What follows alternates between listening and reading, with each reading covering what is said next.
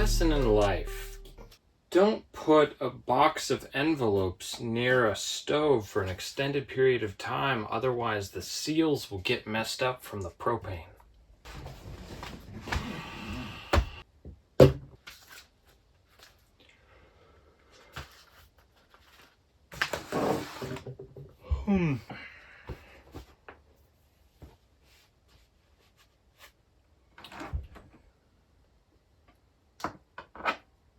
Recently I acquired something.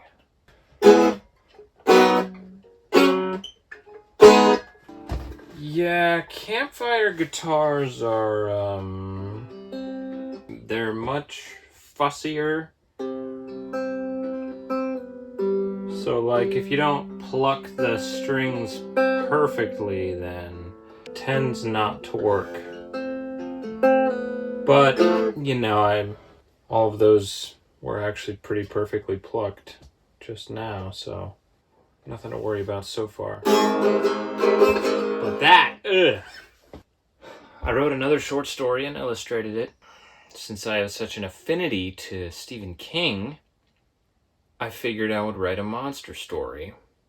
Now, all of the stories are still all going to be PG because I want Bowen to be able to watch all of these. So don't worry about it being like too freaky or anything, but it is a monster story.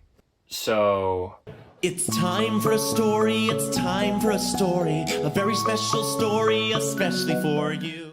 Short story number 3, Monster Story. Little Martin was under the covers with his flashlight, reading a Family Circus comic book. The flashlight was braced between his knees, shining up at just the right angle to keep it from his eyes. Both hands were busy holding the small book open and sounding out the words on each page. He liked the comics where the kids were just talking, because when the grown-ups in these comics talked, he had a hard time understanding what they meant. Knock, knock, knock, went his wooden bed frame. Uh-oh, it's Dad! Marty switched off the flashlight and put the comics under his pillow, throwing his blanket aside and laying his head on the pillow, closing his eyes. His dad would ask something in the next few seconds. How did Dad sneak in so quietly anyway? Marty opened his eye and saw only darkness as his eyes adjusted. Why was he being so quiet? And where was he anyway? Marty looked at the foot of his bed, ready to confess he was up reading comics again, and he gulped and gave a death grip to his comforter. Standing on the edge of his bed was that thing again. It had a head shaped like a diamond. Its mouth was partly open, letting white, sharp, flesh-tearing teeth show through. It squatted on the foot of the bed, its knees close to its head. The frame was strikingly thin, like an anorexic Smeagol. It cocked its head to the side, and its hands, which Marty now noticed had claws on the ends, clutched the wooden footer. They dug into the wood with a hideous scratching sound. A growling came from its throat. Marty's hand moved slowly underneath his pillow again. He reached past the comic book. The monster's gaze darted around, trying to make sense of Marty's movements like some kind of bewildered vulture.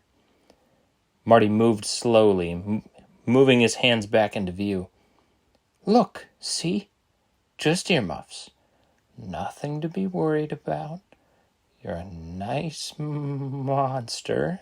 You won't hurt me. His hands reached back under the pillow. A muffled click. The monster screeched at the sound and lunged for Marty, who whipped the sawed off from under his pillow and blasted twice into the monster. Blinding flashes smarted his eyes, and a sharp smell of burnt gunpowder, like a rude 1930s bourgeoisie, had just puffed cigar smoke into his face. The toothy face, like a scarecrow built by an alien, held its expression as it flumped to the floor. What was that? A muffled man's voice approached. The hallway light cut a rectangle onto the bedroom floor. Dad? Marty? The door opened more and the light shone onto the monster. What is that? Marty shrugged. I told you there was a monster under my bed. The end. I finished Stephen King's book, Different Seasons, and now I'm on to Longitude by Dava Sobel. Oh yeah. I also made this hat. It has my former zip code on it. This is last week's syrup, and this is this week's. Click on manuscript, come down to here.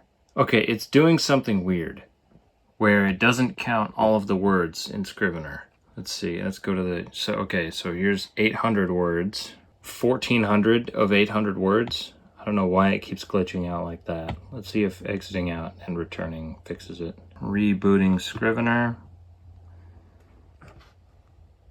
Nope, it didn't fix it. Sometimes restarting my computer works, but I'm not gonna do that.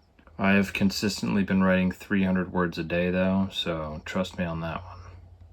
The one that bothers me the most is the 19 words one, where I can literally go here and select thousands of words. I don't know what's wrong.